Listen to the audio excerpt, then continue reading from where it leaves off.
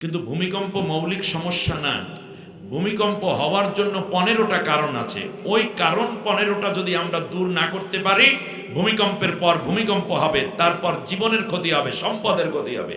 এর থেকে বাঁচার জন্য 15টা সিমটম আল্লাহ নবী হাদিসের মধ্যে বলেছেন, আর আল্লাহ রব্বুল আলামিন কোরআনের মধ্যে 11টা সিমটম বলেছেন। 11 আর 15 যোগ করলে কত হয়? 26।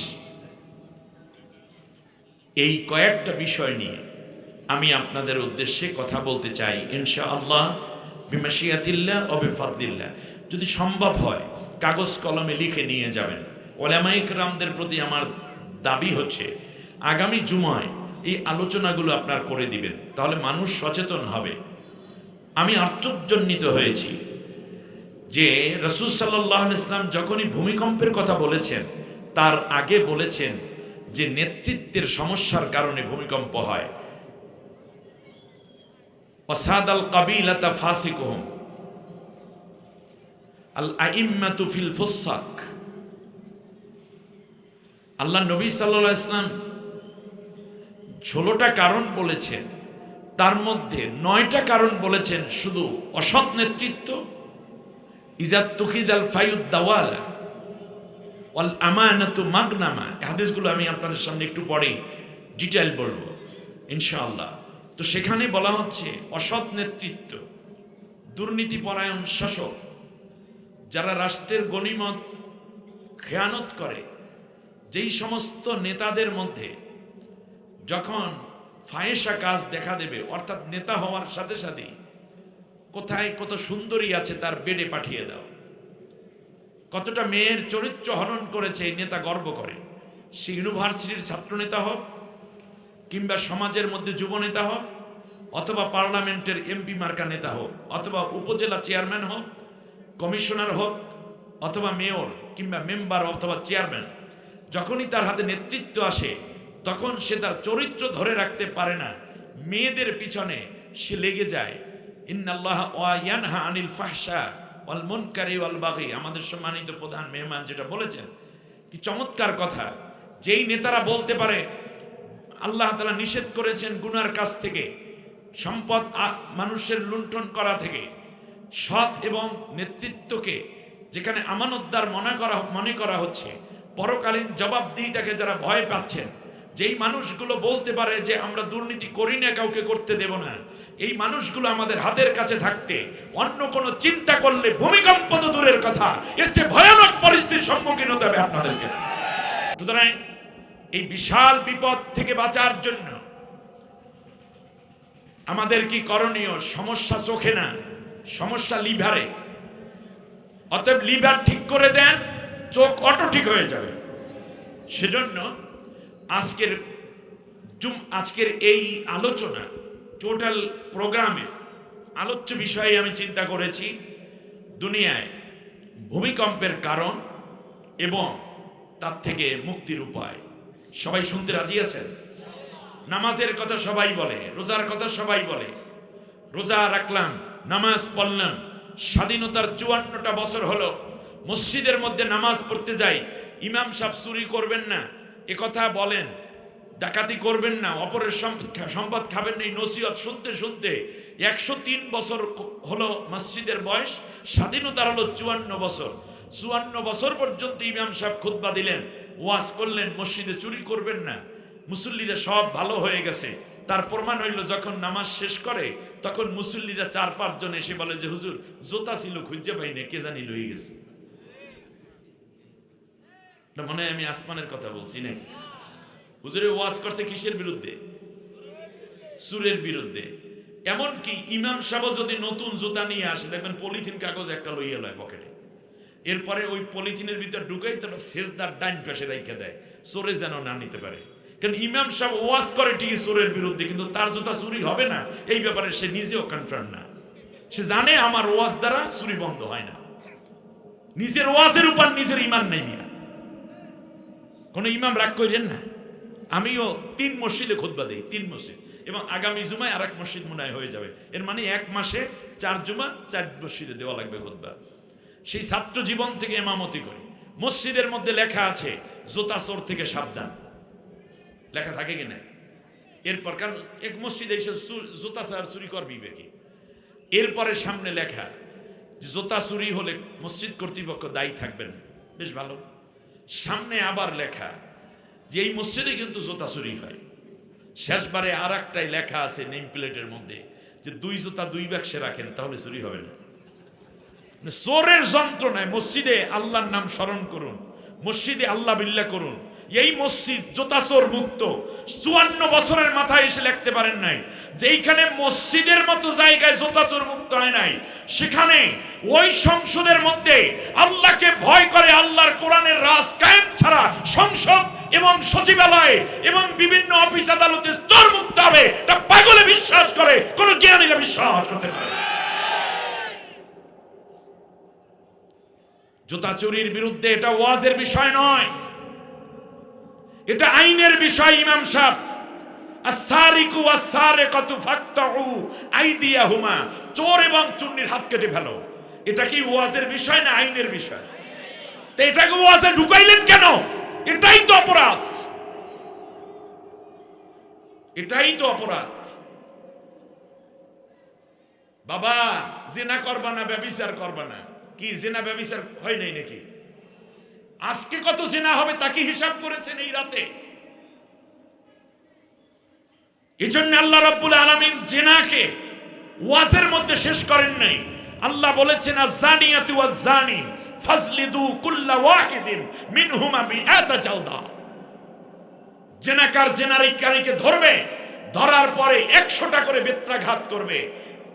শুধু তাই না, এটা কোনো গোপনে বিচার হবে না, জেলের মধ্যে না, প্রকাশ্যে বাজারে লোকজন ডেকে, মোবাইলে লাইভ করে, টেলিভিশনে নিউজ করে, তারপরে মানুষজন ডেকে ছেলে মেয়ে সবগুলারে ডাকবা, ডাকার পরে বেত্রাঘাত করবা, গায়ের জামা খোলো, তারপর জিনাকারের পিঠের মধ্যে 100টা চাবুক মারো, মেয়ের ভিতর মেয়েকেও মারো। তাহলে হবে কি? এইটা দেখা দেখি লক্ষ লক্ষ যুবক বৃদ্ধা বৃদ্ধ সব ঠান্ডা হয়ে যাবে। জিনা তো দূরের কথা, বিয়ে করতেও কোনো কোনো সময় কবি আল্লাহ কোন কায়দায় যদি বিয়ার আগেও যদি মাইয়ার দিকে তাকাই তাহলে আমার খবর আছে।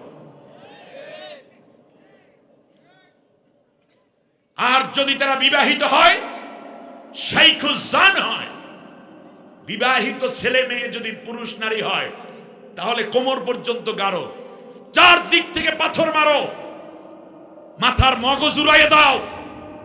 সমাজের মধ্যে যাদের এই নৈতিক পদস্খলন, তার বাঁচার কোনো অধিকার নাই। এই অর্ডার জামাল উদ্দিনের না, এই অর্ডার আল্লাহর। এরকম 2টা বিচার করেন। তৃতীয়, আল কতলু বিল কতলে, কেউ কাউকে হত্যা করেছে, তাকে হত্যা করে ফেলো। এই অর্ডার কার? এ পৃথিবীতে মানুষ ক্ষমতার উন্মাদনায় কিংবা অর্থের মোহে, স্বার্থ রক্ষায় একে অন্যকে হত্যা করে, কিন্তু যখন সে জানে আমি যাকে হত্যা করেছি একটু পরে আমার ঘাড়টা উড়ে যাবে, তখন কিন্তু সে আর হত্যা হইতে চায় না, সে আর হত্যা করতে চাইতো না। সুতরাং ফ্যাসিস্টরা যদি বুঝতে পারতো যে তাদেরও ফাঁসি হবে, তাহলে হয়তো এত কিছু করতো না। আর যেদিন ফাঁসির কার্যকর হবে, জনসম্মুখে লেডি হিটলারের গলার মধ্যে যখন ফাঁসির রশি পড়বে, ঝুলিয়ে রাখা হবে গুলিস্তানে কিংবা জাতীয় সংসদের সামনে, সেই দিন বুঝবে যে আসলে হত্যা করলে হত্যাকৃত হতে হয়। যদি তাৎক্ষণিক এই হত্যাটা হয়ে যায় তাহলে কি হয়? এজন্য বিশ্বনবী সাল্লাল্লাহু আলাইহি ওয়াসাল্লাম যেই সমাজের মধ্যে চুরি, ডাকাতি, জিনা, ব্যভিচার, মাদক, কন্যা সন্তান জীবন্ত কবরদান, নারীদের অধিকার বলতে কিচ্ছু ছিল না, যখন কোরআনের আইন বাস্তবায়িত হলো, সাথে সাথে সেখান থেকে নিয়ে 10 বছর পর্যন্ত আল্লাহর নবী মদিনায় একটি রাষ্ট্র পরিচালনা করলেন, অথচ চোরের হাত কাটছে মাত্র 1 জনার। কই বাকি চোর গেল কই? এর মানে চোরই নেই। আরবের আইয়ামে জাহিলিয়াতে থাকা মানুষগুলো এত ভালো হইল, আর বাংলাদেশের মানুষ ভালো হইবে না মানে? এরা তো অর্ধেক ভালো হইয়াই আছে। আর আগামী পার্লামেন্টে আল্লাহর কোরআনের শাসনটা কায়েম হইলে বাকি অর্ধেক অটো ভালো হবে, বাংলাদেশটা সোনার টুকরায় পরিণত হবে, কেউ গুনাহ করবে না। সুতরাং সব মানুষগুলো জান্নাতে যাওয়ার রাস্তাও সহজ হয়ে যাবে। আপনি দেখছেন রাজনীতি, আমি দেখছি এটা মানবতা, আমি দেখছি এটা জান্নাতের তরিকা। সুতরাং কোরআন প্রতিষ্ঠার আন্দোলন কোন রাজনৈতিক আন্দোলন নয়, এটা ঈমানের আন্দোলন, এটা জান্নাতের আন্দোলন।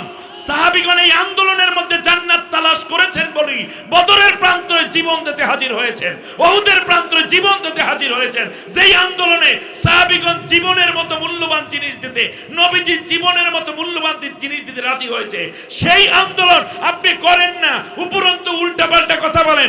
আপনি তো আবু জেহেল আবু লাহাবদের নাতিপুতি হয়ে বসে আছেন। সহজ কথা, এই হিসাব বুঝতে আপনার এমএ পাস করা লাগে না। বিশ্বনবী সাল্লাল্লাহু আলাইহি ওয়াসাল্লাম 10 বছর মদিনায় কোরআন দিয়ে রাষ্ট্র পরিচালনা করলেন। মাত্র একজন জিনাকারের বিচার করেছেন। কয়জন? জিনাকারিনী, সে কি এক নারী। ইসলাম গ্রহণ করেছে মাত্র 3 মাস, কিন্তু তার আগে তার চরিত্র ছিল সে ফোর্স কোয়ার্টারের একজন কর্মী। এর মানে হচ্ছে নিজের সতীত্ব বিক্রি করে কিছু টাকা আয় করে তা দিয়ে সংসার চালায়। এদেরকে আপনারা কি বলেন? বেশ্যা। এই নারী প্রেগনেন্ট হয়ে পড়েছে। কোরআনের দাওয়াত পেয়ে তিনি ইসলাম গ্রহণ করে যখন কোরআনের এই আয়াত পড়লেন, সিদ্ধান্ত নিলেন দুনিয়ার জীবনে সে সঙ্গে সারের শিকার হবেন। বিশ্বনবীর দরবারে চলে আসলেন, এসে বললে, ইয়া রাসূলুল্লাহ, আমার পেটে বাচ্চা, আমি জানতাম না আমি প্রেগনেন্ট হয়ে পড়েছি, আমার চরিত্র ছিল এই, আমি তওবা করে ইসলাম গ্রহণ করেছি, এখন এই বাচ্চা আমি কি করব? বাচ্চা থাকে থাকুক, আপনি কাজ করেন, আমাকে সঙ্গে সার করে দেন। কি করে দেন? সঙ্গে সার বুঝছেন? কোমর পর্যন্ত গেড়ে পাথর নিক্ষেপ করে দেন। বিশ্বনবী সাল্লাল্লাহু আলাইহি ওয়াসাল্লাম বললেন,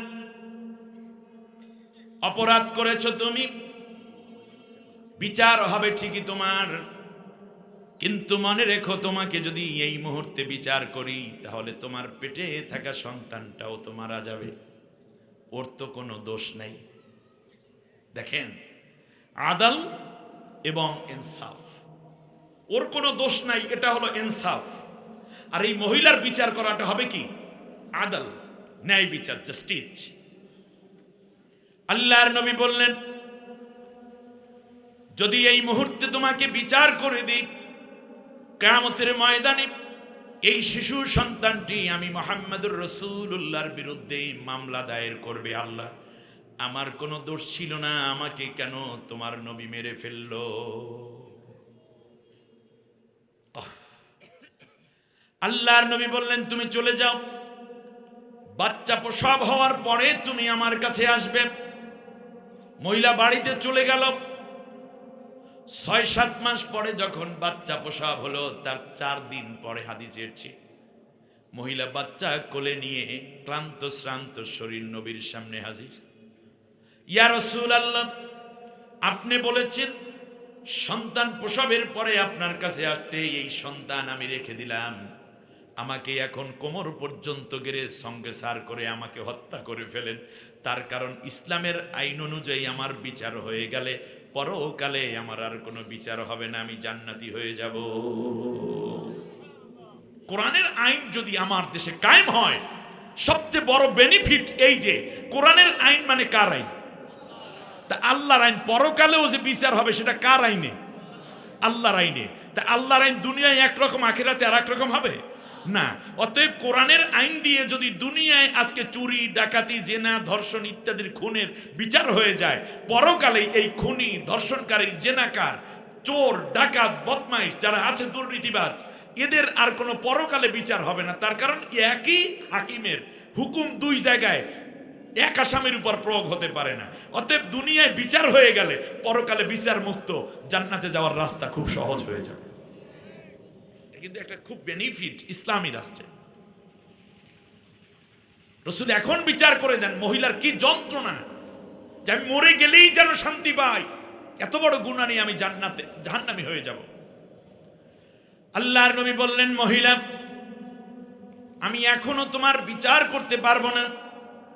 তার কারণ হলো এই যে তোমার বুকের মধ্যেই শিশুর খাবার আল্লাহ রাব্বুল আলামিন জমা করে রেখেছেন। মা হিসাবে তুমি তাকে দুগ্ধ পান করাতে বাধ্য, এবং এই শিশু অধিকার পাবে তোমার বুকের দুধের মধ্যে। সুতরাং এখন যদি তোমাকে আমি মেরে ফেলি, ওর রিজিকের মধ্যে বড় আঘাত করা হবে, রিজিকের মধ্যে বড় রকমের মাহরুম করা হবে, বঞ্চিত করা হবে। কিয়ামতের ময়দানে এই শিশু যদি আমার বিরুদ্ধে মামলা দায়ের করে, আল্লাহ আমার মায়ের বুকের দুধ খাওয়া থেকে তোমার নবী আমাকে মাহরুম করেছে, বিচার করো। আমি মুহাম্মদুর রাসূলুল্লাহ কিয়ামতের ময়দানে বড় বিপদে পড়ে যাব। সুতরাং যতদিন পর্যন্ত তোমার শিশু তোমার বুকের দুধ ছেড়ে দুনিয়ার স্বাভাবিক খাবার না ধরে, ততদিন পর্যন্ত তুমি আমার কাছে এসো না, ততদিন পর্যন্ত আমি তোমাকে মুক্ত রেখে দিলাম। মহিলা মন খারাপ করে, চেহারাটা মলিন করে বাচ্চাকে কোলে নিয়ে নবীর দরবার থেকে বিদায় হয়ে যাচ্ছেন। বিশ্বনবী সাল্লাল্লাহু আলাইহি ওয়াসাল্লাম বেলাল রাদিয়াল্লাহু আনহুকে ডেকে বললেন, বেলাল, এই মহিলার হাতে কিছু খেজুর দিয়ে দাও, আজওয়া খেজুর। এই মহিলার হাতের মধ্যে কিছু জলপাই দিয়ে দাও। এই মহিলার হাতের মধ্যে কিছু গম, জব, আটা দিয়ে দাও। বাইতুল মাল থেকে কিছু শুকনা গোশত এর হাতের মধ্যে দিয়ে দাও, কিছু তেল দিয়ে দাও। মহিলার হাতের মধ্যে বেলাল রাদিয়াল্লাহু তাআলা আনহু এইগুলো দিয়ে দিলেন। মহিলা চোখের পানি ছেড়ে আল্লাহর রসুলের দিকে তাকায়, ইয়া রাসূলুল্লাহ, এগুলো কেন দিলেন? আল্লাহর নবী বললেন, এইগুলো তুমি খাবে আর তোমার বুকের মধ্যে বেশি দুধ হবে, তোমার সন্তানটি বেশি বেশি করে দুধ পেয়ে সে হৃষ্টপুষ্ট হয়ে উঠবে। সুবহানাল্লাহ। একজন জিনাকারিনী নবী এখনই বিচার করতে পারেন, এটা কোরআনের আইন, কিন্তু এর সাথে আরেকজন সংশ্লিষ্ট, তাকে তো হত্যার অধিকার ইসলাম দেয়নি। আপনি খেয়াল করতে পারেন ইসলাম কি জিনিস? সেই মুসলমানের সামনে আজকে আল্লাহর আইনের জন্য ভোট চাইতে হয়, নেতার জন্য বক্তব্য দেওয়া লাগে, এর চেয়ে বড় দুঃখ আর হতে পারে না। আপনি নেতা খুঁজে খুঁজে দেখবেন কোন নেতা ইসলামী হুকুমত কায়েম করতে চায়, তার টাকা দিবেন, তাকে শ্রদ্ধা জানাবেন, তাকে ভালোবাসবেন। আপনারই তো কর্তব্য নেতৃত্ব সৃষ্টি করা, ঠিক কিনা বলে? আপনার কাছে নেতা যাবে কেন?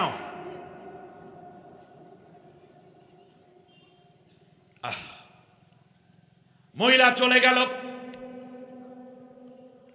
6 মাস বয়সের পরে, শিশুর বয়স যখন 6 মাস, শিশু এখন বাইরের খেজুর খায়, মুরগির কলিজা খায়, দুম্বার গোশত খায়, নরম নরম কলিজাটাও খায়, বাচ্চাটাও বেশ হৃষ্টপুষ্ট। এবার মহিলা আসছে আল্লাহর নবীর কাছে, এসে বলল, ইয়া রাসূলুল্লাহ, দেখুন আমার এই বাচ্চা এক হাতের মধ্যে একটা খেজুর আর এক হাতের মধ্যে রুটি নিয়ে আসছে, এর মানে দুইটা খাবার সে এখন খেতে পারে।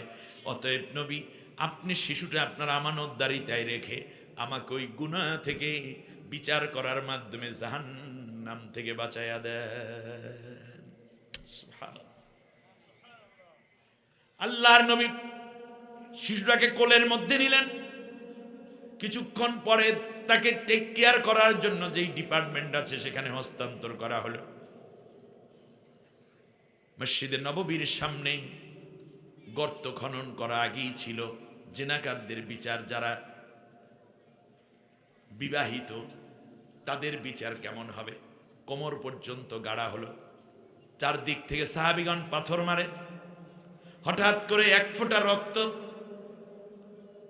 খালিদ বিন ওয়ালিদ রাদিয়াল্লাহু তাআলা আনহুর দেহের মধ্যে পড়লো, সাদা জামার উপরে পড়লো।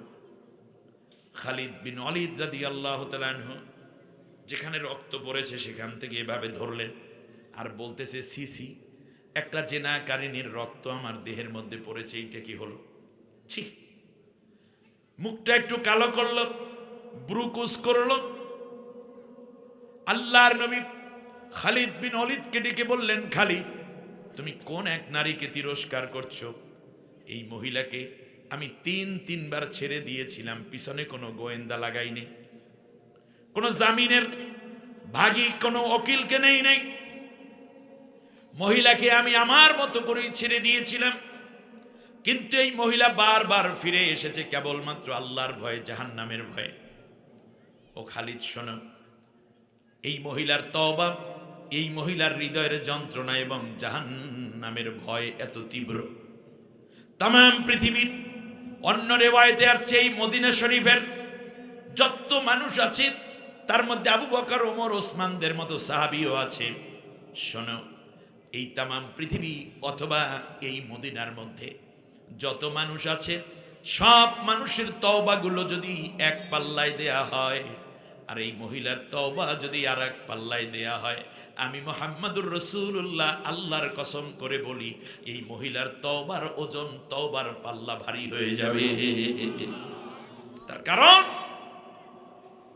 সে গুনাহ থেকে বাঁচার জন্য যে আকুতি জীবনকে বিলিয়ে দিচ্ছে। সুতরাং যে মহিলা কোরআনের বিচার মেনে নেওয়ার জন্য জীবনের শেষ হয়ে যাবে জেনেও বারবার ফিরে এসেছে, সুতরাং সেই মহিলাদের উত্তরসূরি যারা, কিংবা ওই রকম তওবাকারী নারী, অথবা আয়েশা, খাদিজা, ফাতেমা রাদিয়াল্লাহু আনহুন্না, অথবা আসিয়ার উত্তরসূরি যারা, তাদেরকে তো আল্লাহর দ্বীন প্রতিষ্ঠার জন্য নারী হওয়ার পরেও বিচার নিতে যেই মহিলার এত আকুতি, সেই বিচার প্রতিষ্ঠিত করার জন্য নারীদের আকুতি আরো তীব্র হলে নারীদের সতীত্ব এবং তাদের ইজ্জত আবরুর নিরাপত্তাই কোরআন ব্যবস্থা করে দেবে।